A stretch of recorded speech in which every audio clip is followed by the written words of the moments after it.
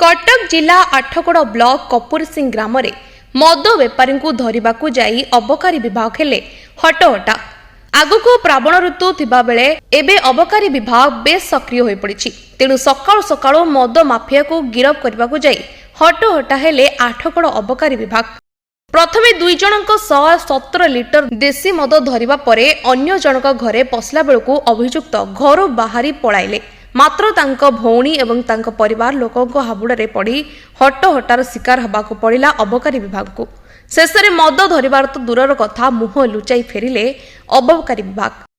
एपरी हबार मुख्य कारण होची आठगड़े 4टी बड़ बड़ देशी मद भाटी थिबा बेले सेमाने काहेकि छोट बेपारी को धरुचंती ता साधारणतर लोक प्रश्नवाची सृष्टि करिसंती।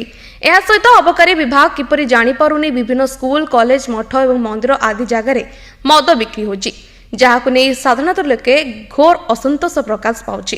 केवल प्रावण को आखिरे आगरे रखी लोक देखाणिया चढ़ाऊ होची। ब्यूरो रिपोर्ट जेहेवा न्यूज।